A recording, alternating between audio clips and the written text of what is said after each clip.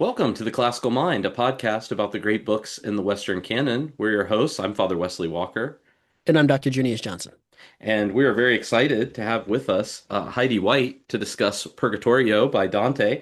Heidi is a teacher, a therapist, and co-host of the Close Reads podcast, and also the author of my Lenten devotional book for the year, No. which was called The Divided Soul: Duty and Desire in Literature and Life. Heidi, it's good to see you. How are you? Gosh, are you kidding? I'm so happy to be here. You read my book over Lent? I did. I Glory to did. I God. gotta Glory to have God for something to that. keep the mind self-reflecting. So, Oh, well, thank God. Pray for me, a sinner. But it's good to be here. well, it's good Yeah, to have you. Heidi, of course, is a returning guest, and she's one of our favorite folks. We'll see her again when we do Midsummer Night Stream this summer, which I am so stoked about also. But Can't wait. just a good friend of the show, and really excited to have this conversation with you about Purgatorio. I'm so excited to be here. Thank you for having me, guys. At a certain point, we'll need to get you a jacket. I don't know Okay. how many times you have to host, but at some point you get a classical mind jacket. Wow. I can't wait for that. Like I am 100% all in. I'll wear it every day. Awesome. Well, let's dive into this because this is Dante, and we've got loads of things to talk about. Um, and I think that I'll start us off. So, one of the things that struck me as the first time I read this poem was I was expecting coming out of Inferno that it was going to start to be a party. It's celebration time, everybody's going to, because this is, maybe I should back up a second and say something about the doctrine of purgatory because it has been kind of a contentious doctrine in the Christian tradition. And one of the things that I say to my students, my Protestant students, that helps them a lot when we're coming to this text is, um, I think that most Christians believe in purgation, at least by implication, if not explicitly. And they're like, I'm pretty sure I don't. And I'm like, really? So when you die, do you think that you will have attained the type of moral perfection that you believe you will have in heaven? And they're like, no. And I'm like, okay, so you're acknowledging that there is a holiness gap that exists between the holiness you've attained at the end of your life and the holiness you've been promised in Christ. And they would say, yes. And I would say, so how are you gonna close that gap? And they'll say, oh, God will take care of it. And I was like, and that's what purgatory is about, right? So we may not agree on whether purgation is a place that is extended through time, but we do generally agree, with some very small exceptions, that there is some work of purgation that needs to take place between the death of the believer and the entry into glory. And I like to think about purgatory as so one of the false conceptions of purgatory is that it's like cosmic extra innings. So if you were close but you didn't quite get enough runs in, you can kind of get a few more go rounds in purgatory to see if you can put yourself over the top. And so the destiny of those in purgatory is in doubt. Some would wind up in heaven, some would wind up in hell. And that's not true in the slightest.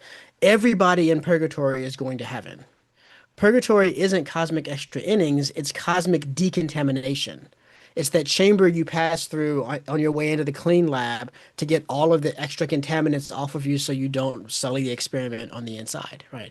So with that being the case, I kind of thought, since by the time I came to my first reading of this text, I had come to the understanding that purgatory was about the saved.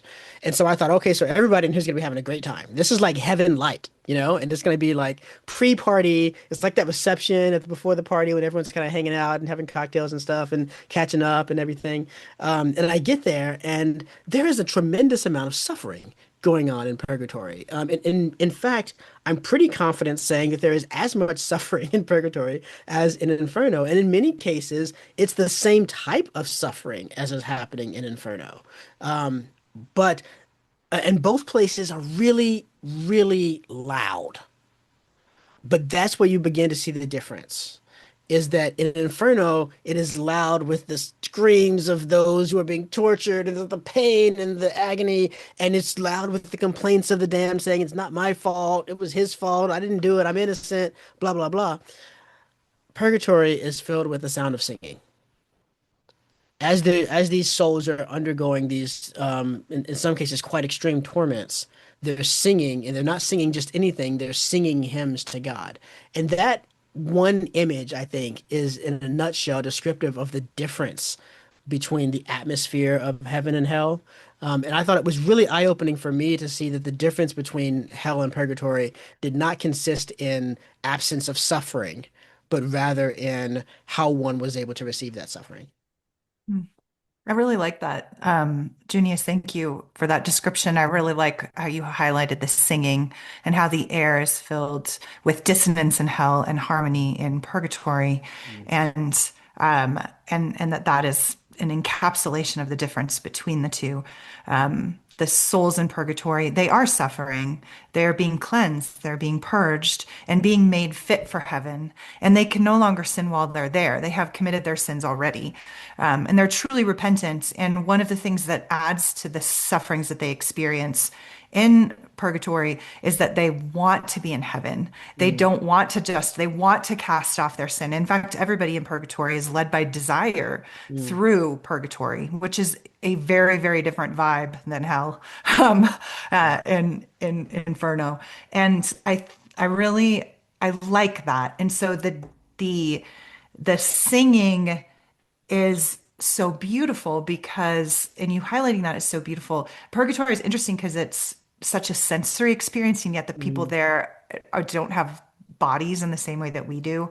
Yeah. Um, but they are, as as they go through their experience of purgation, of cleansing of their sins, they are being harmonized, right? It is the sin that's dissonant, which is why hell Mhm. is a place of noise. Is it in Screwtape Letters that Lewis calls hell the kingdom of noise? That there's so much dissonance in Inferno because their souls are still in resistance to divine justice and divine Mhm. love. Even though hell itself is ruled by love, it's on, that's on the gates of hell. But in purgatory, there's the souls are being made fit for paradise and they want that. They are Mhm. eager to embrace the sufferings, but they also want to be free from the sin. And so the sound is the sound of harmonizing, not of Mhm. dissonance. Mhm. Yeah, every voice in hell is kind of on its own, right? They can't work together. They're locked into themselves. Whereas in Purgatory, we get these choirs. They're working together, and you do get the sense that they're harmonizing the parts together with all the new harmony that's being developed in Dante's time and that's come out of Notre Dame and whatnot.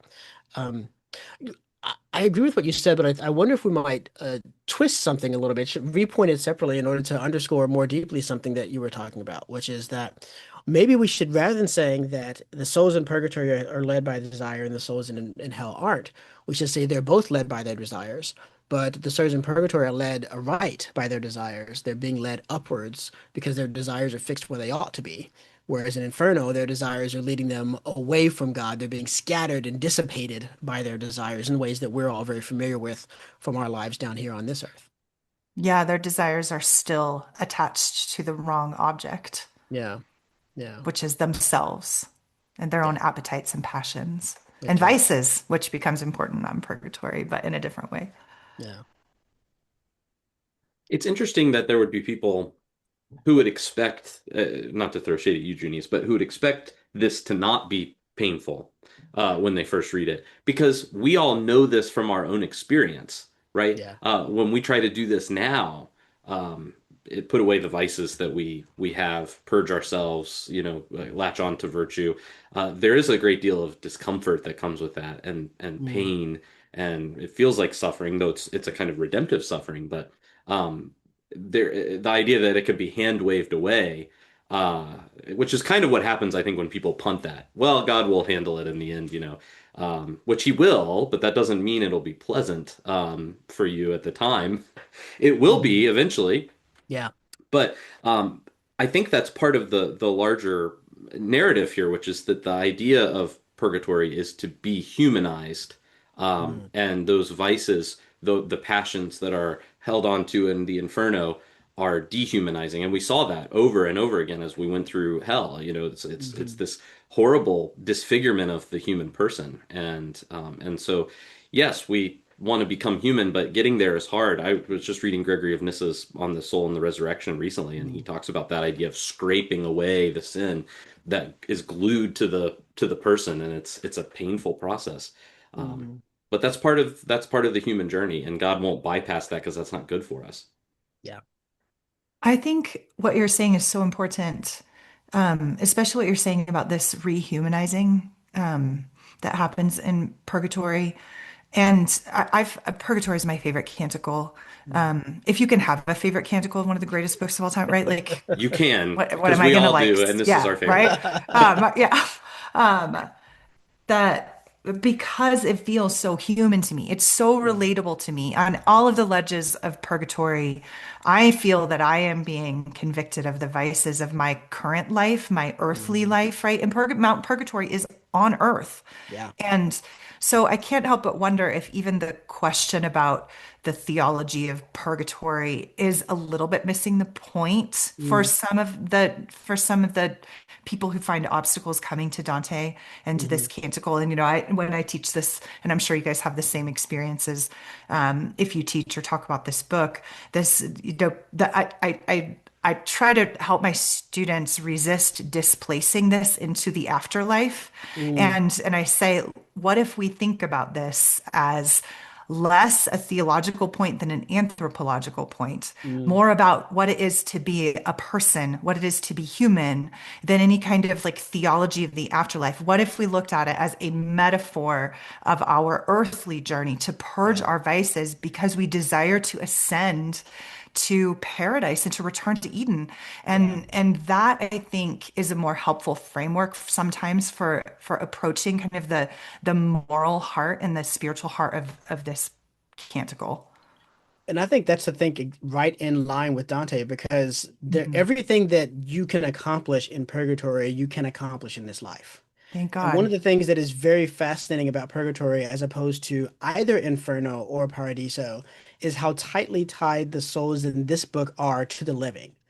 This is, we talk about the church militant and the church triumphant. And the church triumphant are the souls who have attained heaven and have gained their rest, while the church militant are the souls here on earth. It's quite clear from Dante's Purgatorio that the souls in purgatory belong to the church militant still. And so they can be helped by our prayers because they're still fighting that battle. They're still on that journey. And some souls will spend an enormous amount of time in purgatory, and some souls will spend almost none. And it's all down to how much of this work, how much of the homework you did ahead of time, right? So I think that's a really good point that there's a tendency, and I think this is what underlay my expectation, my youthful expectation that this would be lovely and nothing bad would be happening, was that Right. I had already sort of moved off of Earth and placed purgatory somewhere up there. And he's quite, no, this mountain is on Earth to such an extent that it's where the Earth went that was excavated to make hell, you know? Right. It's interesting. I've done a lot of work on Hugh of St. Victor. I Mm, think I've talked about that on the podcast before, but I think he helps understand this a little better because purgatory is on earth. Not only is it on earth, but the sort of end of it is going to be Eden, right? mm, We have Yes. to go through Eden before we can get back to heaven. To heaven, and for Hugh, he says that there are these kind of three stages of human existence. When Adam and Eve were created, they were given being, and the idea was for that being to flourish, to grow. It wasn't just done when God made mm, them. It was something they had to mature into and use. But mm, because of sin, they slid into non-being. So we just saw non-being through Inferno. We have to then go back through being through this earthly journey on purgatory before we can reach what Hugh calls pulchrum esse, beautiful mm, being. That's mm, the goal.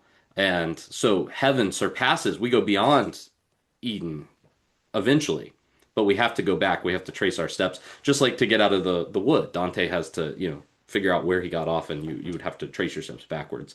So it's kind of a mm, similar trajectory, I think. Hmm. But then this yeah. allows us to do exactly what you're saying we should do with the text, which is it's a mirror for me right now. It's not some about what will happen. we like to push it. We like to kick the can down the road.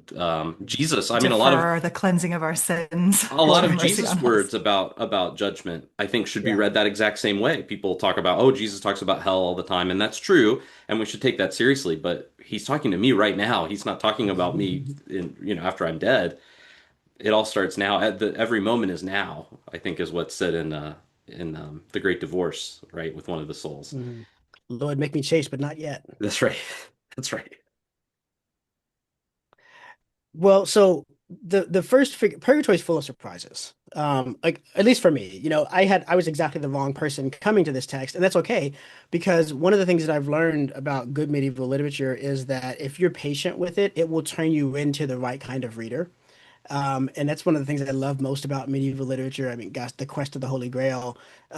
It teaches you how to read spiritually. If I could have, we waited an episode a few months ago about medieval exegesis. If I could recommend one book to teach you how to read like a medieval well, that would be the quest of the Holy Grail, because it gives you sets you problems over and over again, interpretive challenges expecting you to get them wrong, and then it tells you how you should have interpreted them. And over the course of the book, it trains you to begin interpreting in a properly spiritual way.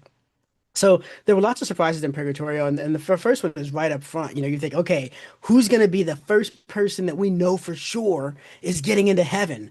And I had a long list of people that were going to my candidates, and not on the list, not even on my bingo card, was Cato, who is in fact the first person we meet there. Um, and of course, this is the first question students have, like, what's going on? What's the deal with this? But I want to, for my money, I'm less interested in justifying how Cato gets to be in heaven than I am with a claim that I want to make, which is the following.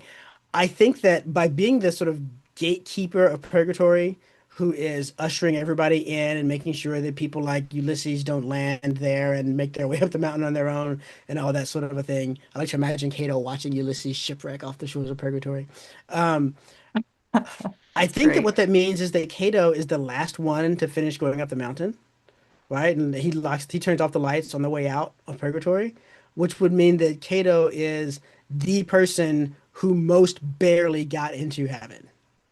He has the worst seat, if you will, in the Celestial Stadium at the end. And I think that's very fascinating. It's both generous to this pagan pre-Christian figure, while at the same time putting into context the importance of the Christian revelation and the works of God, as well as, doing something.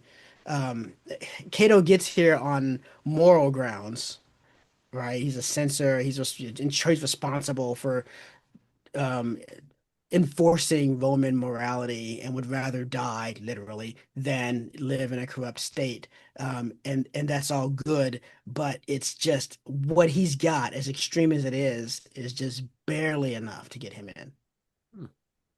Yeah, I think that that's well said. And I can't help but wonder what St. Augustine, with his disdain for the Roman splendid vices, would think Mm. about Cato's.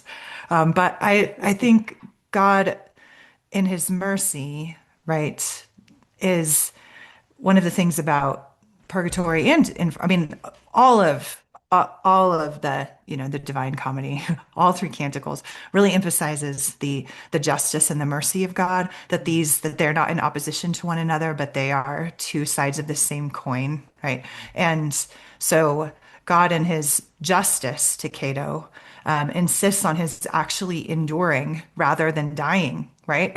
um, Yeah. Yes. and um, and then in that that becomes his purgation Hmm. in itself, right? So he kind of co-suffers with all of the fallen instead of rejecting them with his disdain, right? And then welcomes them and is a companion to them rather than the rejecter of them. Hmm. And instead of being the most righteous and having the most moral high ground, as he seems to and claim for himself in Plutarch, instead he is he's the greeter and the Hmm. gatekeeper. I really like that. There's this sense from the very first soul we meet in purgatory all the way up until until the at paradise at the top, that every single soul there is going on a common and a communal journey, but Hmm. also a completely individual one that unites justice and mercy in this beautiful harmony, which goes back to the sensory image of the sensory experience that they have with the music of purgatory and the music of heaven. Hmm. It is. I like the idea that he's the last one up the mountain because I was wrestling with another set of images regarding Cato, which is I think he's described as very Mosaic. He is a kind of Moses figure. And as The Moses, law, representative of the law. exactly, Hmm. right. And Yeah. so Moses is not allowed in the promised land, but he gets to kind of see it, before he dies. Mm. Cato may be the last one, but he does make it there eventually. I think that's kind of a cool Yeah.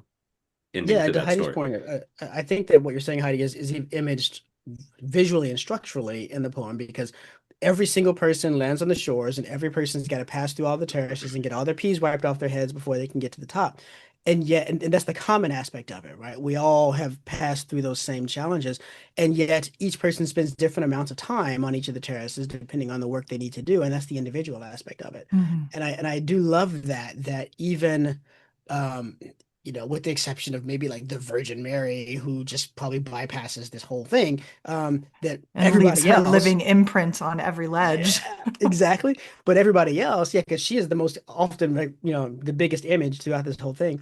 Everyone else has no matter how fast they blew through it, they did walk past these things. They did experience these things, and so they can commiserate with me when I talk about, yeah, I spent 100 years on the Terrace of Pride. I'm like, well, okay, I only spent like 2 days there, but yeah, man, like that's crazy, right? Well, while we're on the Virgin, we might mention ladies because at the beginning, Cato sees Virgil coming and he's like, "Whoa, whoa, whoa, whoa, whoa, hold up, stop right there. Not for you, buddy. Turn around, go back where you came from." And Virgil says, "Well, we have a day pass. We have an excuse. We have it is willed from on high." And he mentions the lady, and he's about to go on and say more, and Cato's like, "Hold on, you can stop there." If you have the approval of a lady from heaven, then that's all I need. I'm good with that. And of course, that's very beautiful as we saw this whole thing was set in motion by Mary turning to Lucy, turning to Beatrice, and then Beatrice sending Virgil to Dante. And so there's this trio of heavenly ladies that are Dante's patrons and sponsors on this journey, if you will. But there's also, going back to the very first souls we met in hell proper with Paolo and Francesca, who were so caught up in the courtly love tradition that Dante was a poet of before he got serious about his faith, that they lost themselves in it, literally lost their souls and are blown by those winds of desire forever.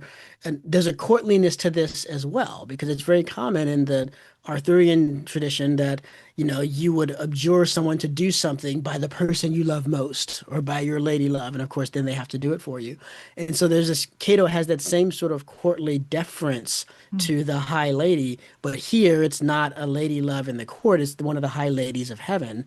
And so it binds that courtliness to a right ordering of love, which is one of the themes that's going to run all the way through our discussion today. Oh, that's so good. I really love that. And another one of the most beautiful and I think personally like healing, um, Mm, or potentially personally healing aspects of purgatory, which is the transfiguration of earthly love to heavenly love, right? yeah. And what is love for? The three classical questions about anything. What is it? What does it do? What is it for? Right?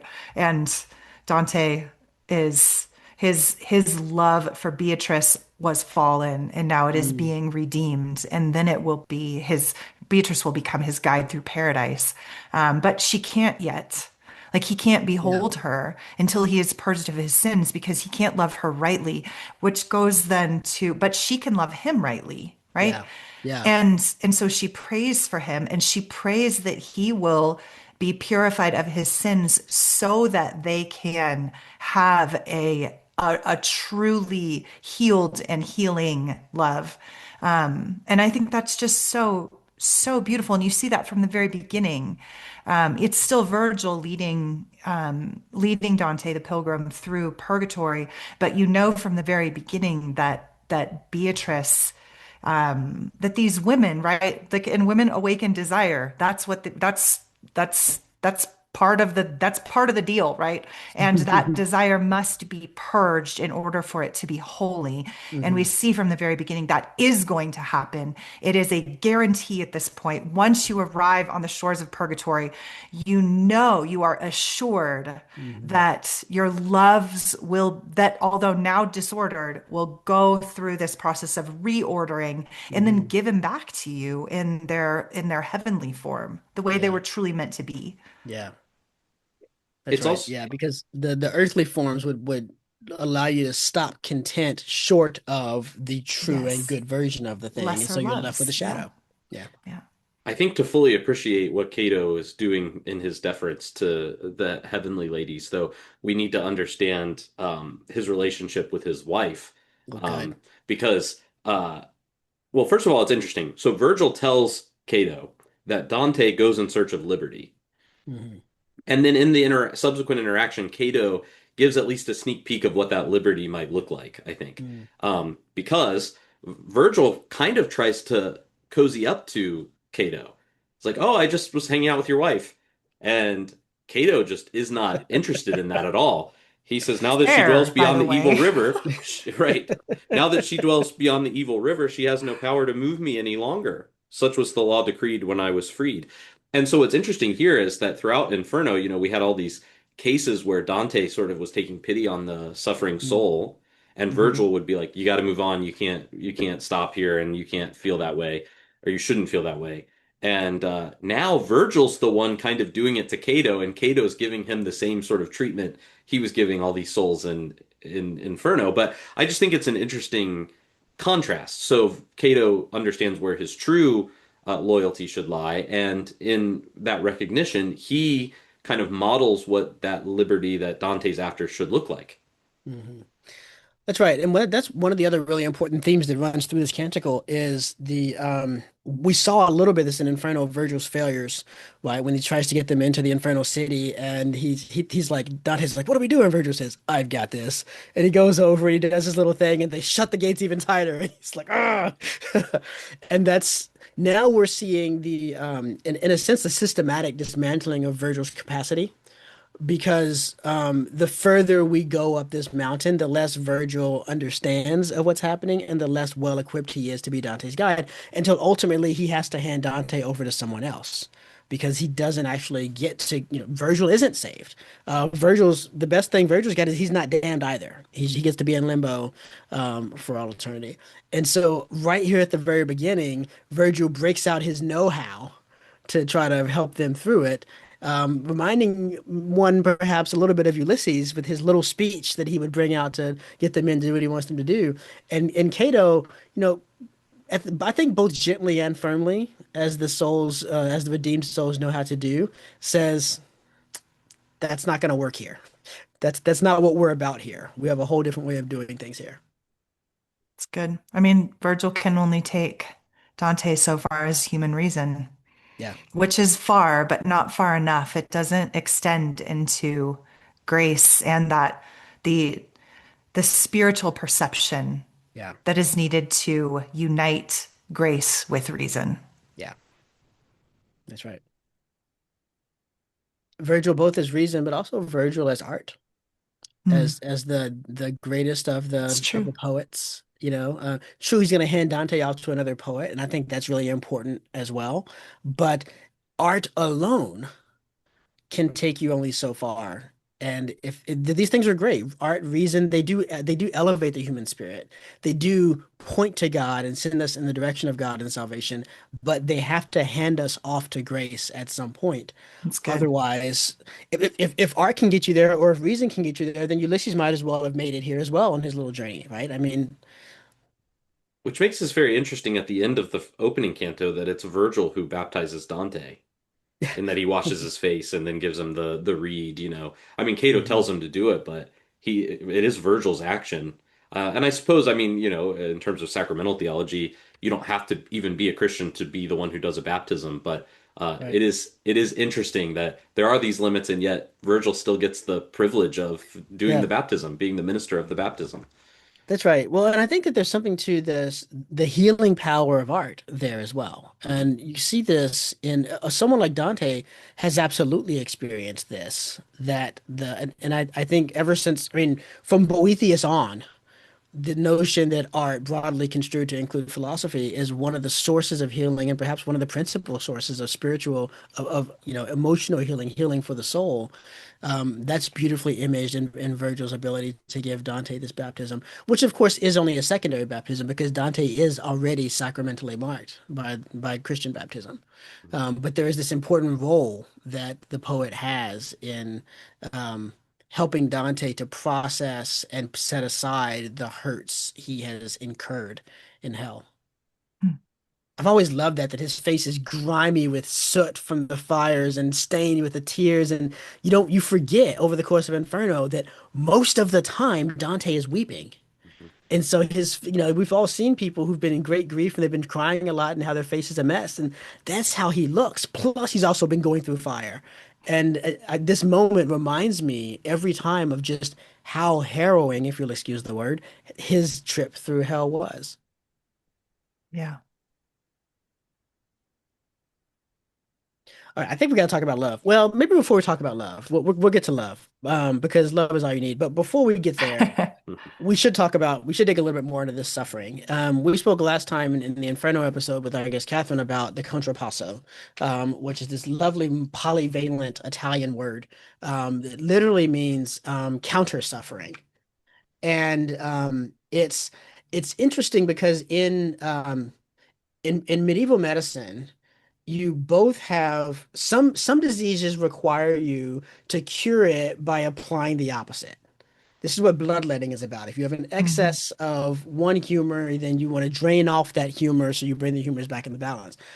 But sometimes you want to cure an illness by applying more of something that is rather like unto it, the true sense of homeopathic, putting the same thing there. And that's the skill of the doctor. The ars of the doctor is to know when to apply the opposite and when to apply the very thing.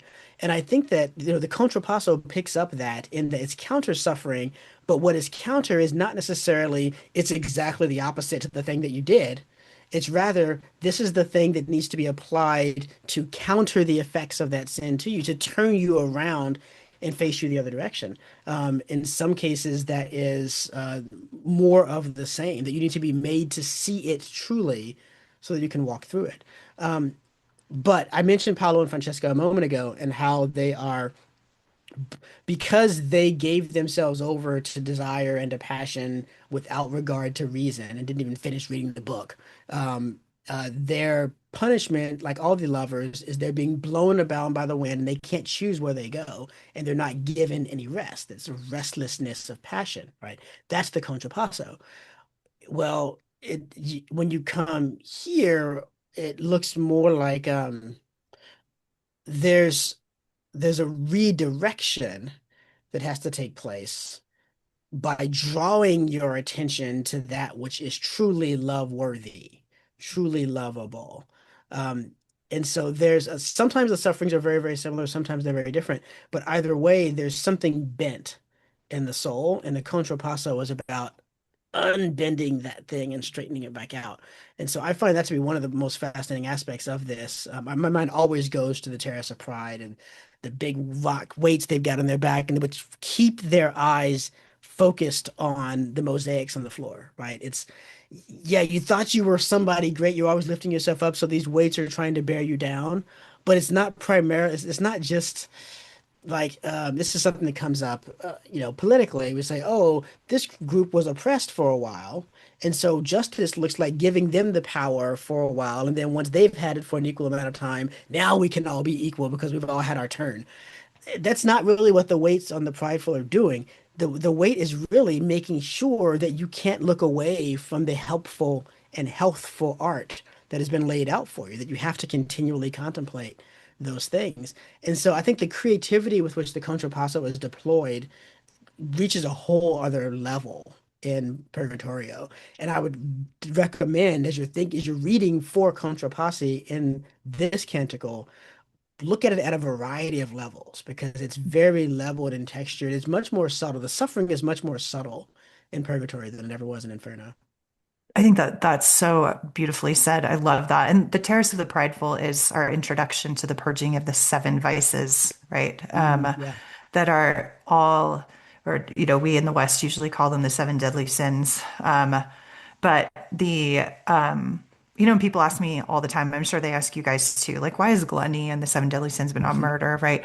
And the reason is because the seven vices are the core. Think of them as like the poisoned root, and the actions that we take as a result of those motivating vices become then the poisoned fruit. So you might murder out of gluttony, right? Yeah, It's that's right. that core. You're going to that core vice, that like the root that is like poisoned within the soil of our souls, right? Mhm. And all of the ledges, the seven ledges, are ordered so that our loves will be purged rightly. Like you can't be purged of any of the other sins until you're purged of pride. That's why it's the first one, Yeah. right? Because otherwise you would be prideful and just self-justifying on any of the other levels of Yeah. purgatory. Lust is the final because it's the last battle, right? It might it's the one that is the hardest to lose, even though lust, and I'm sure we'll talk about the ordering of Ordo Amoris, right?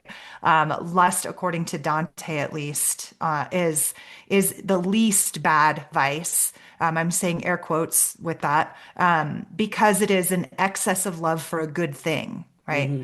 Hmm. Um, and so it might be like the least vicious in one sense, but that's the one that dies the hardest. So Yeah. it's the one that goes last, right? Yeah. And that the medievals are all about order, and it's so comforting to me to read. Like I I just find it so pleasant as a modern in modern chaos to Hmm. encounter such an orderly text, Yeah.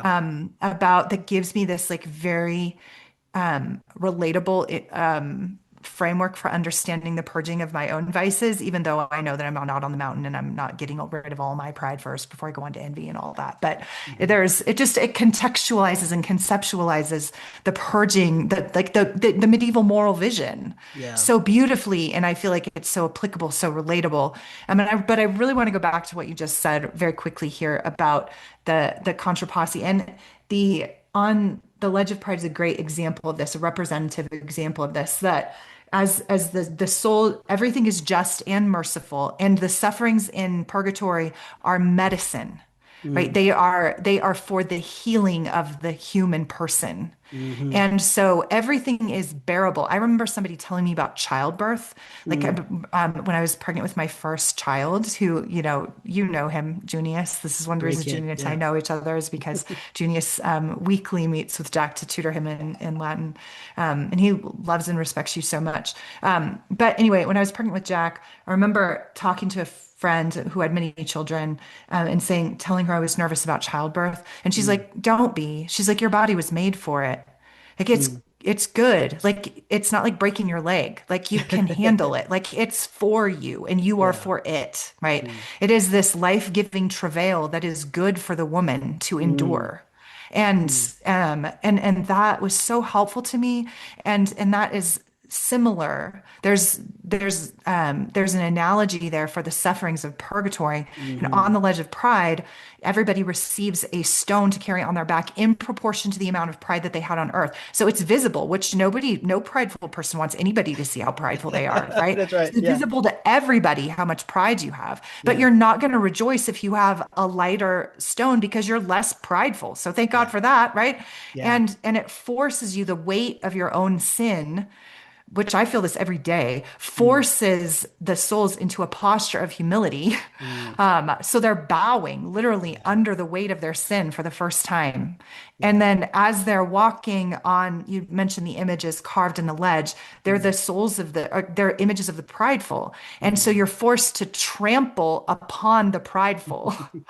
And then around you is the singing of the Psalms, the singing of the Beatitudes, Mm. which brings you into harmony and gives you this sensory experience of the love and the harmony of heaven and the mercy of heaven, that like this is something achievable for you Hmm. through submitting to this and enduring it. And then, of course, there's the Marian image on every ledge, which is a living statue of the Mother of God, representing from her life the virtue, which is the antidote for the vice that is being purged. Right. So, if the vice is the wound or the sickness, then the virtue is the medicine, and the Yeah. experience of the purgation is is your participation in God's divine grace to heal you. So it's such a beautiful, and every ledge is like that. Um, and so it's the Annunciation of Yeah. Mary when she says, "Behold, I am the handmaiden of the Lord. Let it be to me according to your will."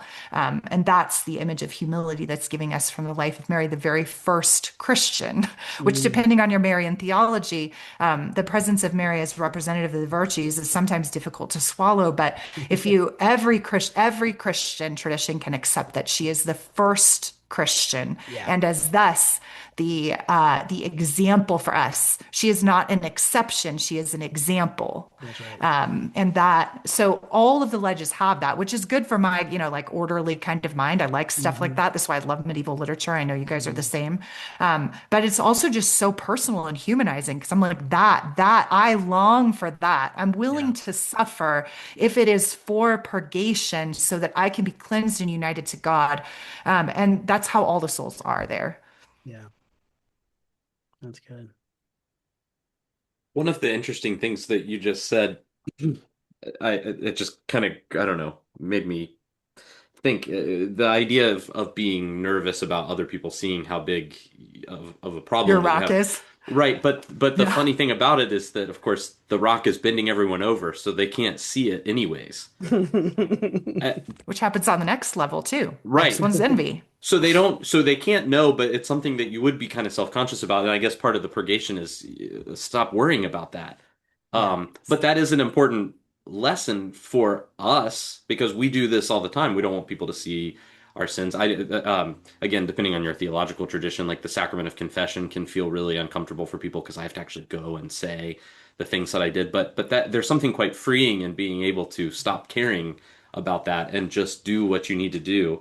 Um, so that idea of keeping one's eyes down means that the spotlight is turned inward, not outward. You're not looking at so and so's rock. You're looking Yeah. at your own self. And I Yeah. think again, I think if you go back to what Jesus says in the Gospels about judgment and um, about vice and sin, he means us to do that. It's not about me assessing what everybody else is doing. It's about what's going on in here. And I like the kind of immediacy with which purgatory confronts us with that. Hmm. So Heidi, as you were talking, I was thinking about the Desert Fathers, and they have they give us our first taxonomies of sin and how to deal with various temptations and these sorts of things. And one of the things that they will say is, if you find yourself being opposed by one of the greater vices, you can sometimes fight it with a lesser vice. Like if the demon of pride is just having his way with you, sometimes the demon of lust is a way to kind of get him off your back, right? And they're not trying to say that lust is not bad and it's okay to do it and just dive right into whatever. But they're saying that no, some things are going to wreck you faster than others. And it's kind of an any port in a storm. Anything you can do to get out of that space. And then once you're out of that space, we can turn our attention to the next phase of getting you cleaned up, which is ultimately going to be to set all the vices aside and go to the virtues. And I think that's so fascinating to see that applied here. That yeah, there is that sense of yeah, your lust and your envy, and that we're going to get to all of that. But if we don't deal with the pride first, there's really not much we can do. That's true. I think what you said is it's so personal. Like it's not, and this is what I love about Dante so much is that, especially in this canticle, especially in Purgatorio, it is a very hard-hearted person who does not find their own sins in this book.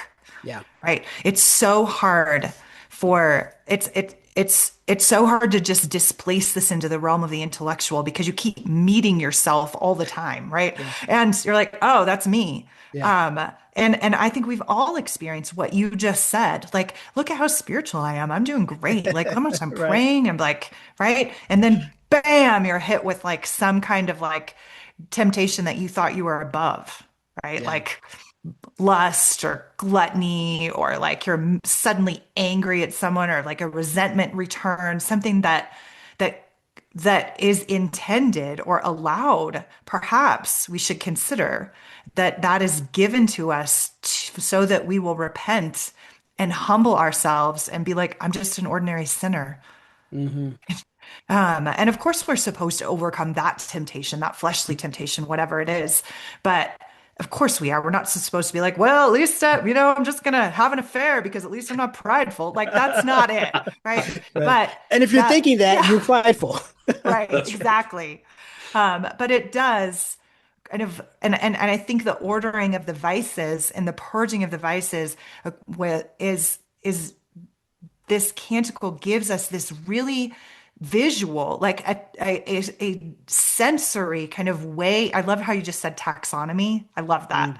Mm. A way of picturing or depicting in our minds the ordering of the vices and and our attempt to overcome them, even though in our life they're all just like muddled up together. They're not all like, this circular upward journey like they are in Purgatorio, but it helps us to understand it and to find ourselves in it, I think. Yeah, that's right.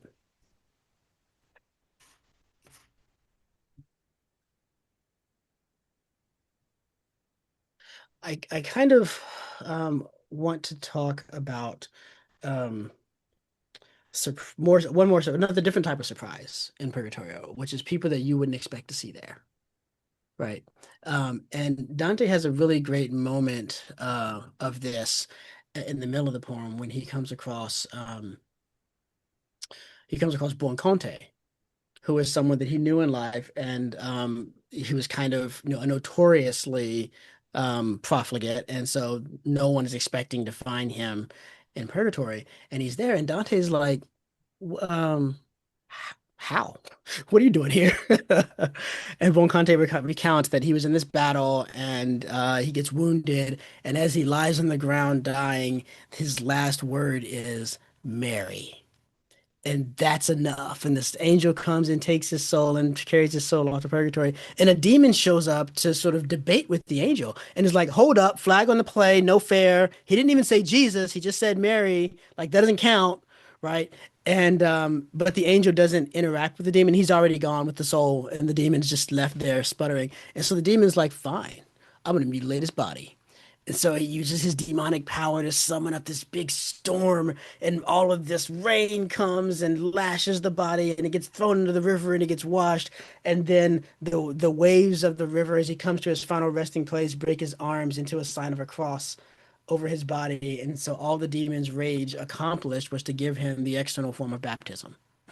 Right. And it's this beautiful image at many levels of the power of divine mercy, that God is looking for excuses to save you, not excuses to condemn you. That the God doesn't stick around to argue with the demons about whether what he's doing is just or not, because they don't. That's not an issue. He's not going to argue with you about it. He knows what he's doing, and that the malice of the demons is so impotent that it winds up affirming divine judgment, divine mercy, even when it doesn't want to. It's so beautiful. I really love that everything is this divine conspiracy for our joy. It Mm, reminds me of Dr. Ransom talking to Jane in That Hideous Strength when Jane does not yet believe in God, but mm, says, I can believe in you. hmm. And Ransom tells her, for now that is enough. Such is the deep courtesy of heaven Yeah. that God always, he always interprets our intentions as better than they are. Hmm. And Yeah. I love that. And I think that what the enemy intends for evil, God will bring about for salvation. And there's that union of justice and mercy again. Yeah. Yeah.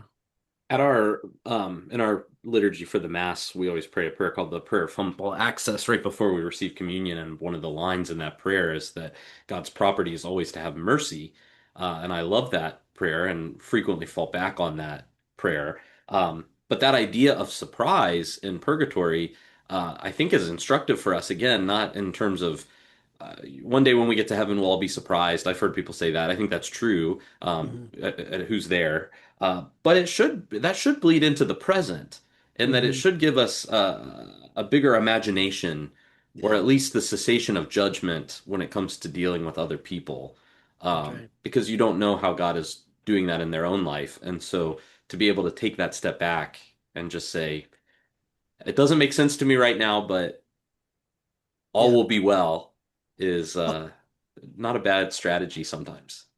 yeah, we have a tendency in our sinfulness to judge others as if we're seeing their final state, Right. right? And I mean, the baseball game lasts all the way into the last pitch. And it's But not there's no over. extra innings. I'm just There's no kidding. extra innings though. No Unless extra you're innings. Cato, in which there was extra Yeah. innings, just not in purgatory. Sorry, forgive me, Junius. No, it's Continue. fine. It's fine. That's what I get for using so many baseball metaphors. Yeah. Yeah, but it's, we don't know the end of their story. And it's basic Aristotle. It's all in Aristotle, you guys, right? Call no man It's all happy in until he's dead. Plato. Call no man happy until he's dead. And there's that, what the surprise of the afterlife reminds us is not to ever close the book on somebody whose life isn't over yet. Because as long as they're still drawing breath, prayers can be effective for them. And you don't know, but it might not be the very last breath they take before they sigh out Mary and give in and surrender to divine grace. And I think that's a really powerful reminder in a world where even those of us who know better than to judge others still find ourselves constantly tempted to retreat into judgment. It feels so good, and it's so natural and easy, but it's so wrong. Well, and we're taught this, I think, culturally, we're catechized into this idea of judgment. I mean, I was Yeah. listening to a podcast recently, a true crime thing, and it Mm. was about this guy who had committed some really horrible crimes, but in prison became a Christian, and the host kind of scoffed at the idea that, oh, well, now he's got it all figured out or whatever. And it's like, well, yeah, that's the beauty of it, is that he can. Yeah. And if that's not true for him, then it's not true for me. Yeah, that's right. Yeah, you better pray that your worst enemy can find grace because that's exactly the level of divine courtesy it took for you to find grace. Yeah. That's right. Yeah. What Kierkegaard said, well, I'm sure all you fine folk will be going to heaven. It's me I'm not sure about. Yeah. I have trouble with that, I'll admit. It's tough. Um, all right, love. There are three cantos in the middle of Purgatory, which are also the three central cantos of the entire Commedia. If you number continuously, that's 40, 49, 50, 51. And it's an extended discourse about love. And if you have been tracking the medieval way of reading things, you know that the midpoint, is incredibly important and communicates to the extremes. That is in Plato. And which Heidi could tell us all about, actually. Um, and Everything is. So Right, it really is. Yeah, except it isn't. And so at the end of there's a structural argument to be made that is supported by every other canto in the text, that what the Commedia is really about is love, because what human life is really about is love. Humans, as it turns out, our world has reduced the human to our sentient function, Homo sapiens, right? Wise man or thinking man, if you will. There's a whole bunch of other things that are competing arguments for what man really is, such as Homo musicalis. We're the only ones who make music. What's the proprium of man? Maybe it's that we're musical. But in Dante, it's Homo amans. Man is a lover. Man, we will love. The only question is what we'll love and how we'll relate those loves to each other. And so the problem of the damned is not that they don't love. The problem is that their loves are all out of whack. And the problem with the souls in purgatory is the same thing. Their loves are out of whack. But unlike the souls of the damned, they're willing to have their loves reordered. They have caught a glimpse of love of the highest thing, and they want that to be the truth of their lives. And that's enough to have their loves overhauled in this really dramatic way. Um, and so this is really connects to what Heidi was saying about the order that the medieval mind loves so much, and it's so evident here. Every aspect of this canticle, from the fact that we've got this three-tiered cosmos that's, hell and then earth and purgatory and heaven, and the ways that hell is ordered and the ways that purgatory is ordered, the way that heaven is ordered, which is also scandalous for some of my students. Um, all of that cosmic ordering is an image of what beauty means, right? Beauty is a well-ordered thing, and that is all meant to be reproduced in the microcosm that is the human soul. It's a little cosmos, and all of that is screaming to you about divine love and how all of these other loves, if they're enabled to become participations in the divine love, can enhance and increase the divine love. But if they're put in competition with the divine love, then they can only destroy us because they're going to pull us away from the point that we're aimed at. So, if I had to say what is the one thing Dante's on about for 100 cantos, I would say it's about getting love right, making sure that you're loving properly. And I think it's so fascinating. I love the way he does it in the center of Purgatorio, where all the action kind of grinds to a stop, and we kind of sit down because we can't make any progress, and then just reflect on, all right, we're halfway there. What does it really mean? What's it really all about? Mhm. Yeah, that's right. And it's once again there's that order which is good for the soul, I think. Mhm. Um, the message that comes from that is that for love to be healed, for the wounds that we have inflicted upon ourselves and others through improperly loving in a disordered way, then things that are actually worth loving, right? Everything is given back to us to Mhm. love, but only to love rightly.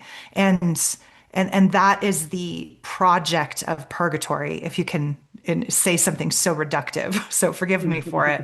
But it's actually an expansive, not a Yeah. reductive Okay. project because it is the soul being made fit for all happiness, all joy, all fulfillment, all desire, all duty in paradise. And so what Dante is told then is that the seven vices have at their heart a disordered love. So and the souls are cleansed. Every Christian soul is cleansed of its disordered love, from the most grievous violation of love to the least grievous violation of love. The most grievous is pride because it is love of the self over God. It's a disordered love of God, right? Mhm. Envy is the next grievous, the second grievous, because it is a disordered love of the self over your neighbor. Mhm. That is also true of anger and wrath, Mhm. which is the third one. But envy is worse than wrath because envy wants to take from your neighbor anything good. Mhm. And and then so those are the three disordered or distorted loves. Then the next love is the ledge of sloth, my favorite ledge. It's such a great ledge. Um, I can hang out but there all day. it's slow love, lento amore, right? Yeah.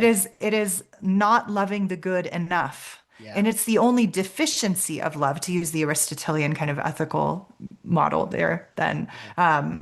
That it's a deficiency in love of the good, which manifests either in despondency and depression or in anxiety and a hectic way of life, right? Mhm. I'm filling my life with all of these check, check, check things because I don't love the right thing enough. So you can be slothful in an overly productive way, which that was news to me. And man, that was something I needed to hear. Pray for me. I was like, I never thought of myself as slothful, but look at my soul riddled with this vice. And Mm. then the top three, then greed, and then gluttony, and then lust Mhm. are an excess of love for good things. Mhm. And so they're the least grievous violations, although the most visible Yeah. violations. We all know a lustful or a gluttonous person, but we can't Yeah. always tell a prideful person, right? Right. And so, so there's this really amazing and I think so relatable and human anthropology and psychology and Hmm. spirituality in the purging of sins, and in turning, as you said earlier, Wesley, turning our eyes inward from the text onto our own souls and our own vices, and to imagine then to how what that might look like for us psychologically and spiritually, Mm. as we conform our own spiritual journeys as best we can to this really incredible medieval moral vision of the right ordering of love. Mm.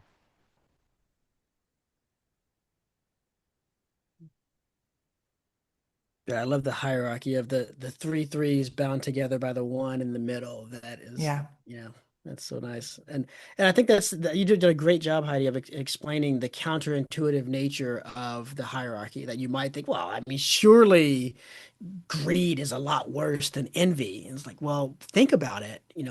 Who are you wishing harm upon in the envy, right? I mean, and what's the second command? It's like the Mhm. first, love your neighbor as yourself. So Well, and I'm go sorry to ahead. interrupt you. No, go Also, ahead. what I love about that then is that you can't actually be purged of your gluttony or your greed until you're purged of your envy, Yeah. because in order to acquire like this acquisitive vice of like of acquiring money or wealth or whatever it is that is greed, and we're all guilty of Hmm. that. And actually, the Hmm. souls there say it's the most painful punishment, right? Mm. Um, that they you can't you can't actually be cleansed of that until you are cleansed of envying your neighbor, because in order to be greedy you want to take what your neighbor has for yourself, That's right. right? So there's this sense of of even though we can't attain to that on earth, this like orderly, Hmm. well, I wish I could be cleansed of all my pride, but it keeps popping back up again no matter what I do, which is true of me. um we can't force ourselves to experience it psychologically like the souls do, but we can recognize then these categories of the vices, how they overlap, how they feed into one another, and how we Hmm. have to repent of each one individually, Yeah. and pray to be freed, pray for Yeah. the medicine. Yeah, that's right.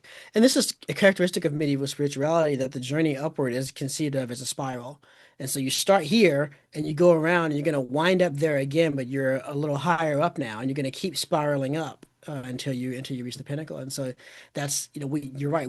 I can't do all my pride first and then move on to the next thing. But as I go through the cycle that he's laid out for me, circling the mountain, I'm going to be making progress in each of those by making incremental steps in each one of those things. And sometimes I do need to have a breakthrough in allowing the spirit of grace to remove some pride from me before I can see a breakthrough in the next area that lies beyond it.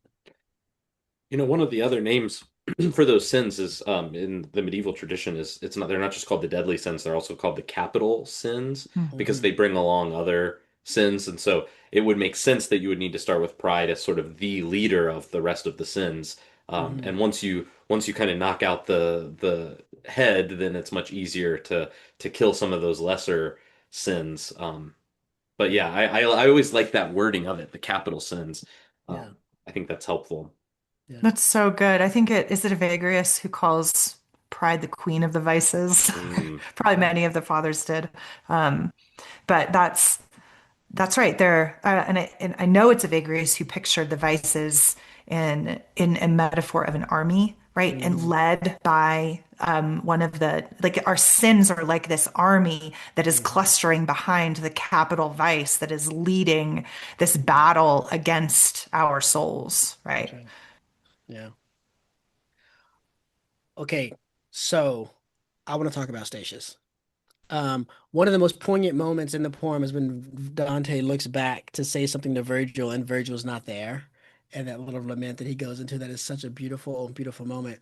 But the thing that I find is I teach this text to contemporary folks is that they're like, oh man, like Virgil's gone. Okay, so who's next? Like, who's better than Virgil? Statius? State? Who? What? What is that? Who is this guy? Like, where did he come from? Because we don't read his poem anymore. But this guy, this is not some guy who's been called up from the minor leagues because of the grace of heaven. This is a heavy hitter. Okay, Statius wrote two poems that we have that are both worth your time. One of them is an Aeneid, which he didn't finish, but he published the books that we have. He published them in his lifetime, and his intention was to tell the entire story of Achilles from the time that Thetis hides him away to have him pretend to be a girl, so he doesn't have to go to the Trojan War, all the way up through his death. And it's one of the top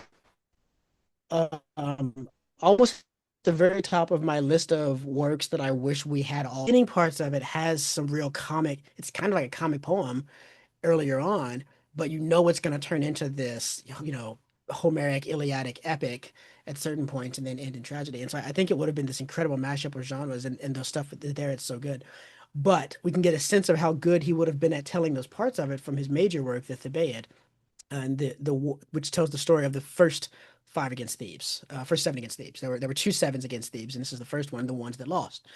The Theban War is understudied and underappreciated today because in the ancient world, the Trojan War was World War II, and the Theban Wars were World War One.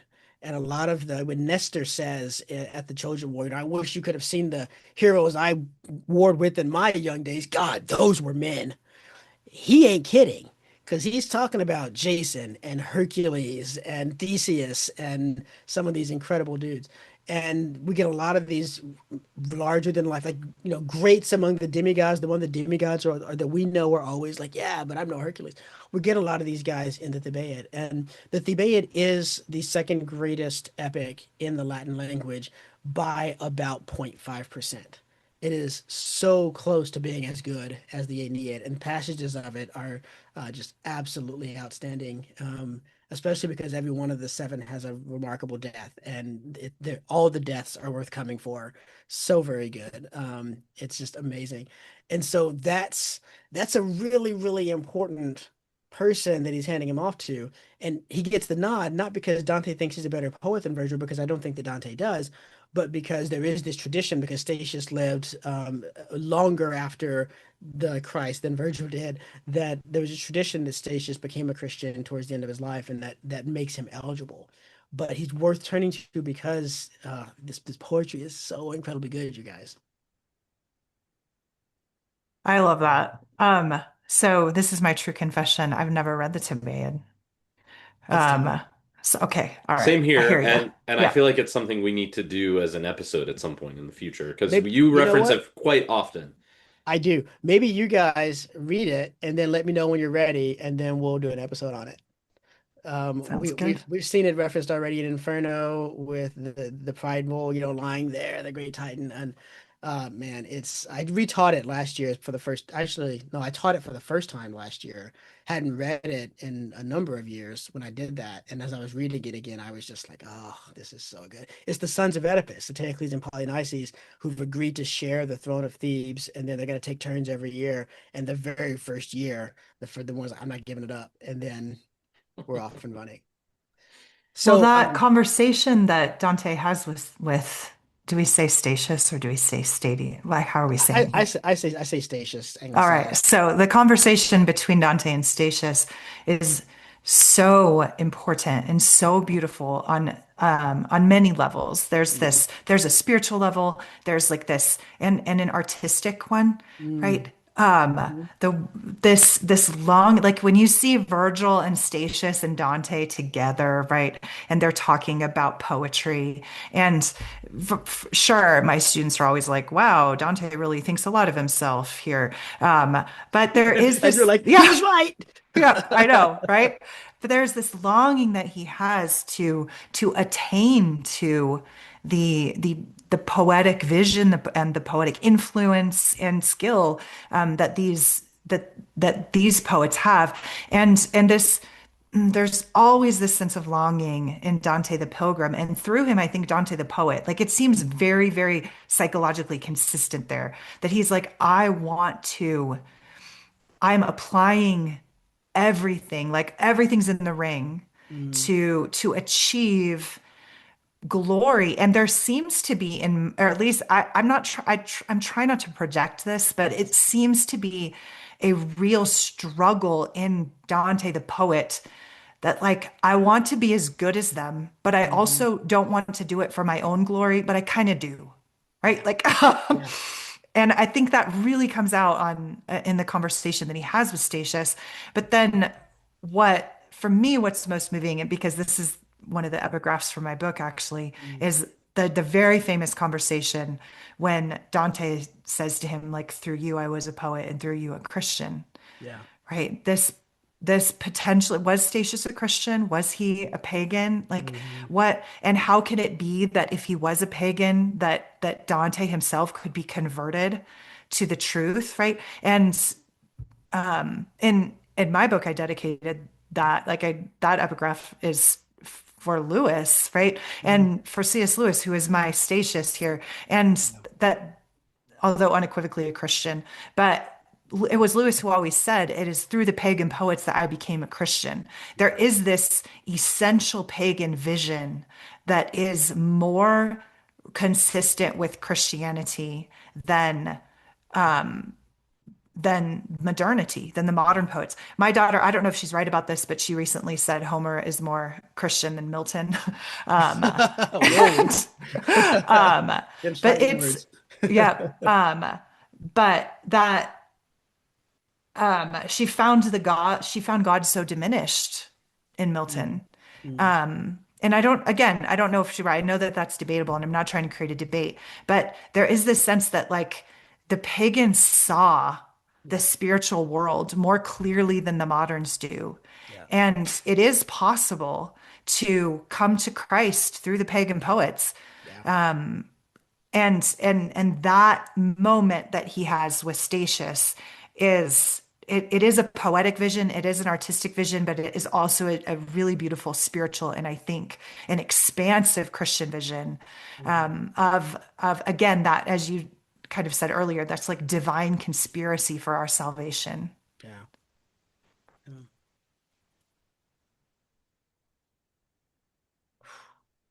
Yeah. I mean, think about that Milton and Homer thing for a long time. Yeah, We may have to bring her on and have her make the argument at some that's right. point. Right. That's right. Well, we got to think about slouching towards Jerusalem here, but there's another moment that I personally don't want to go without looking at, and that is the moment when Dante comes to Beatrice. And it's there's so many moments in this. I think Dante's poetic vision is very cinematic. And so a lot of these things play out in my mind very much like a movie scene. And Yeah. so when he sees Beatrice, I see this like the music swells and he's running towards her, like, oh, there she is finally. And she's like, hold up, and the music stops. And then she lets him have it. Right. I mean, Yeah. she lays into him and she goes to all the, what was this? And she comes down to what was so important that it caused you to lose sight of me and of what I was looking at? What was such a big deal to you? What was more important to you than not only my love, but than eternal salvation? Tell me, what was it? And his answer is presente cose. And my first Dante teacher had a wonderful translation of that, which is stuff. Right? Present things, nothing worth mentioning, Yeah. really. I mean, baubles and things, whatever happened to be nearby, honestly, at the time.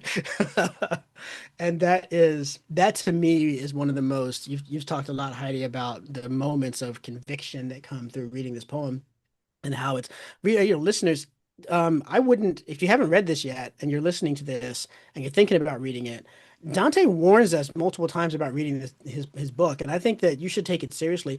Don't read this if you don't want to change your life, because if Here, you read it here. attentively, it's going to mess you up. And that's always one of those moments for me, that really, that's the deepest moment of conviction for me. It's like, how often do I trade a crown of glory for Ooh, look, something shiny on the ground, right? A piece of bubble gum, a dirty sock. And I love the honesty of that moment and how he builds that up. And it's hard to imagine somebody being a harsher critic of Dante than he is of himself in that moment. And that's what true confession looks like, is to say the thing that is least flattering about yourself to the person you would most want to think well of you, knowing that that's the only path to becoming a self that's worth them thinking well of. It's good. It's so good. It's such a surprising moment. It is one of the biggest surprises for me Yeah, the first time I read Purgatorio. And there was a little bit of me that was like, Beatrice, like give he's a been through break. so much to like see you. He's Like, been why are through you being hell. so mean? But that is Dante's not the hero of the story. Yeah, Just like I'm not the hero of my own soul. My soul is not the hero of my journey. that's And right. that, like, for me to attain to my heart's desire means every single idol has to die. Every Yeah, one of them. You get not, as Lewis says, you get not even the smallest souvenir of hell to take into heaven. And it is love's rebuke in this that is the final kind of domino of Dante's resistance to grace. He has to be rebuked by her in order for hmm that, for him to really see the cost, hmm because he's got to go back. yeah, that's Right. And right. I think he gets that special grace from her because he has to go back and live there. And he can't have this like sweet, cuddly relationship with Beatrice without really seeing that even in her eyes, this woman, and you brought up the courtly love tradition earlier, remembering that this is a medieval man, right?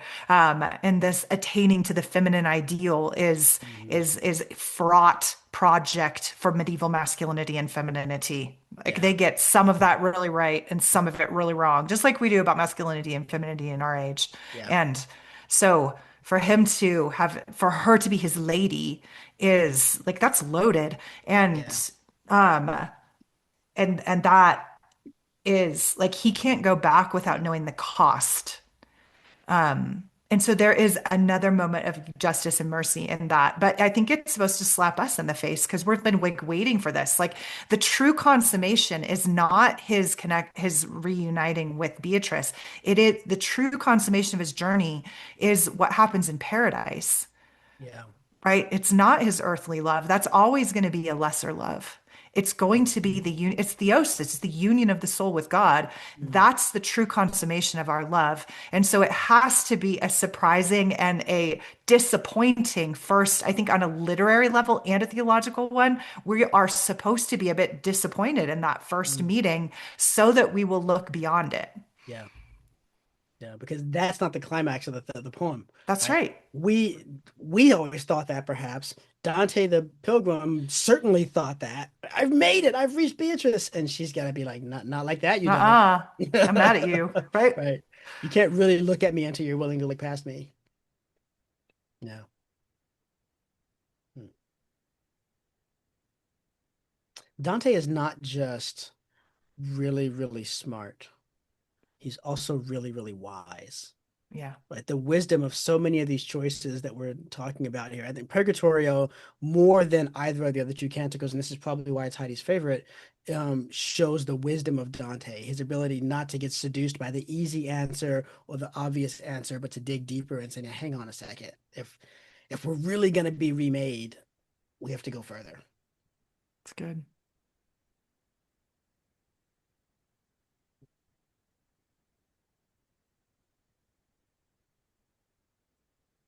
And the rest is silence. I know, what can you say, right? Like, Well, yeah. I know what we You're could like, say. We could actually, I have say lots to some say. we could say some end notes.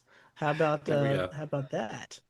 I've been changing mine over the course of this thing, and now I'm torn. So I don't want to go first. I mean, I'll Let's let go our guest go first. first. Yes, Yeah. But I think I stole Wesley. I think I stole yours, Father Wesley. please. Um, so I mean, mine is definitely The Great Divorce by C.S. Lewis. Everybody knows I'm a huge C.S. Lewis fan. I quoted him like 50 times today. And we all are. We all love Lewis. Like I Yeah. don't have the corner on the market on that. Every living Christian, why seeking wisdom should read and love Lewis. Yeah. Um, but that. um, the Great Divorce is an intentional vision of the afterlife in response to Dante, Hmm. but not in response the way some scholars do when it's supposed to be some kind of like revision or correction. Hmm. It's in some ways a love song to Dante and a love song to our own souls.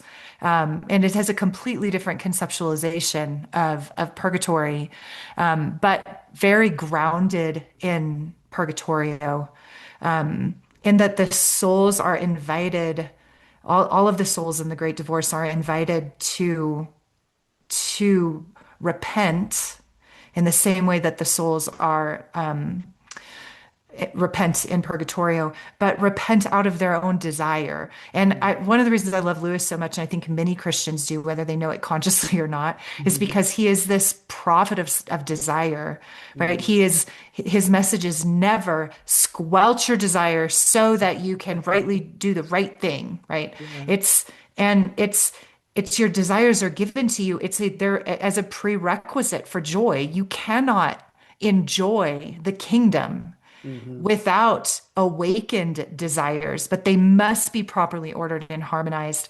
And so Dante, or excuse me, Lewis's vision of the redemption of souls after death is an homage to Dante and grounded in this medieval moral and spiritual vision, but is for our time.